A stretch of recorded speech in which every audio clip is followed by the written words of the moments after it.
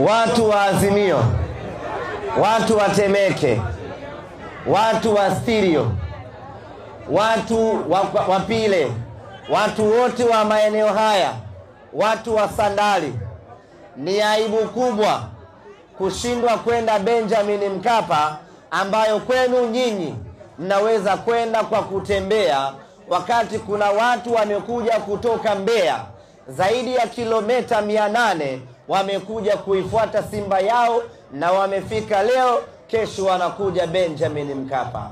Na tunao hapa wapo. Tawi la Mbeya, hebu nyosheni mkono hapo mlipo. Wapo jamani. Umetoka Mbeya.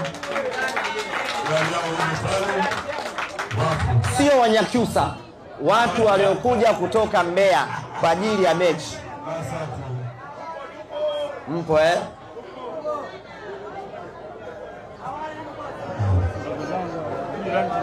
Nauli shingapi kutoka Mbeya? 55 nauli. Ngapi? 60,000. Na tiketi 5,000. 65,000. Kwenda na kurudi. Wamelipa shilingi 60,000 kutoka Mbeya mpaka Dar es Salaam, na tiketi watajikatia, wataingia uwanjani, yani kama kalaki moja fulani hivi kanateketea kwa sababu ya Simba yake. Alafu kuna bonge la baba yuko Azimio hapa, kutembea tu wa mguu anaona tabu, na yeye anakaa kwenye TV na watoto wadogo, kazi yake kukosoa tu. Tunasemaje? Kesho kila mwana Simba anatakiwa kuja Benjamin Mkapa.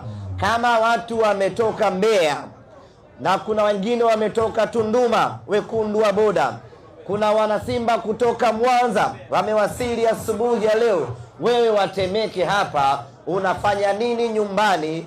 Unafanya nini kwenye kibanda umiza? Unaacha kuja uwanjani, unaacha kuja kuungana na wanasimba wenzio.